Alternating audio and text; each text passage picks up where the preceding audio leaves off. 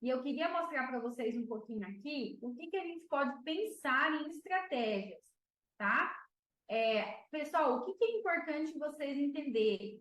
Que as estratégias, elas precisam ser definidas, baseadas em cálculos, tá?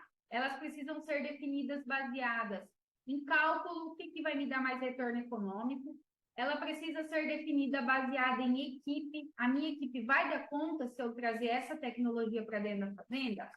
E a minha estratégia, ela precisa ser baseada em estrutura da fazenda, tá? Não adianta a gente partir para um sistema intensivo se eu não tenho pasto disponível. Não adianta eu partir para um sistema intensivo se eu não tenho coto disponível. Não adianta eu partir para um sistema intensivo se a minha equipe não está preparada para começar fornecer mais frequente, né, esses suplementos no corpo. Então, tudo isso é importante, tá?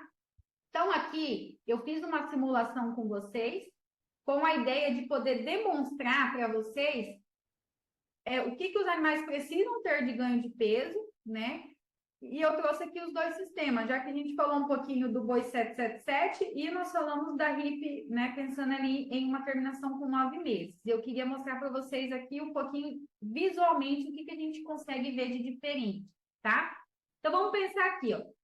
Vamos pensar, a gente viu lá que o boi 777, eu tenho que desmamar um animal com 7 arrobas, né? E aí eu coloquei aqui 210 quilos, então. E vamos pensar que na RIP eu também consigo desmamar esse mesmo animal ali, do boi 777, com seus 210 quilos.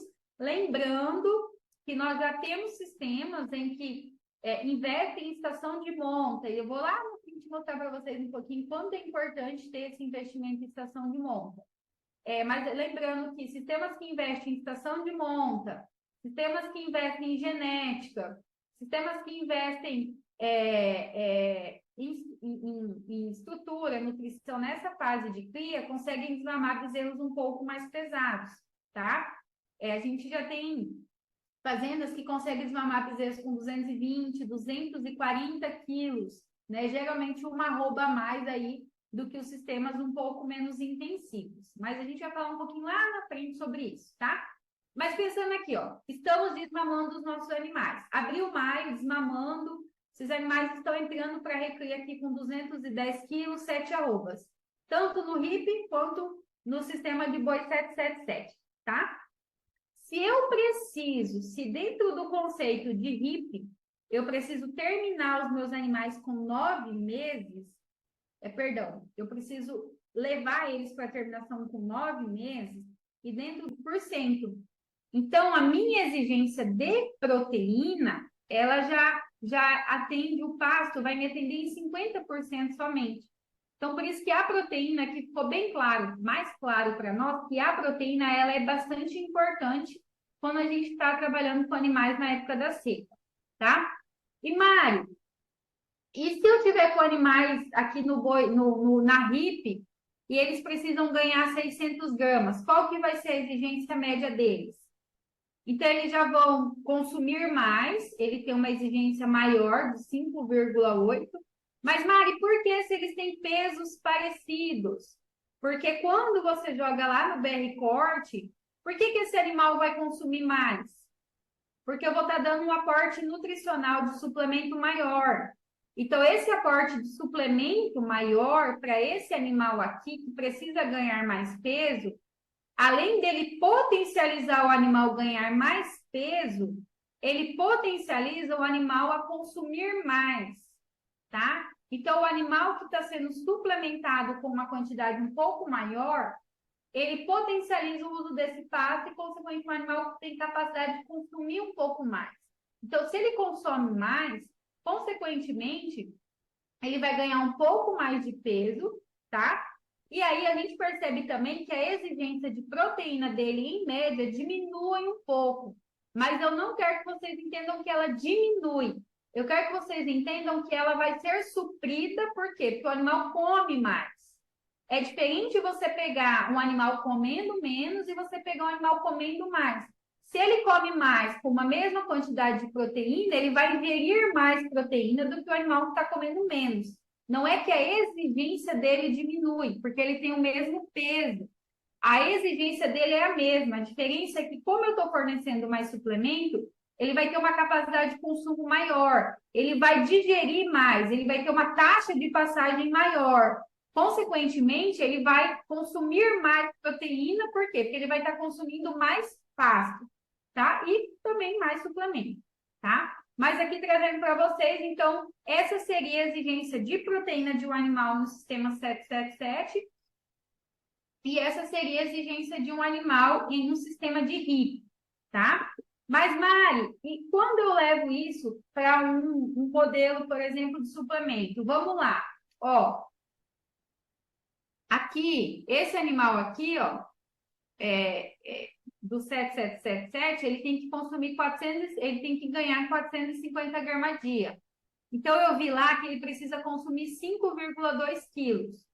Quando você joga lá na tabelinha do BR Corte, então, eu coloquei aqui que a proteína desse pasto é em média de 6% e que esse animal ele vai estar recebendo 1,3 quilos do peso vivo dele com base em suplemento. Se eu pego aqui, ó, 1,3 quilos e eu divido pelo peso médio dele, que é de 245 quilos, eu estou dando um proteinado de 0,5%, ó. Um proteinado, eu não sei se vocês vão enxergar, vocês não vão enxergar, mas façam a conta aí, ó.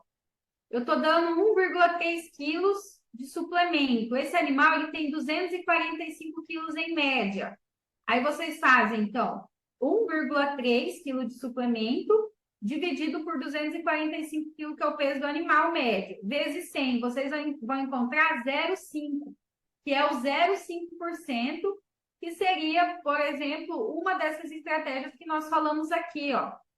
Mas, Mari, como você sabe que o animal, em um pasto de seca, ganhando 0,5%, ele vai ganhar esses 450 gramas?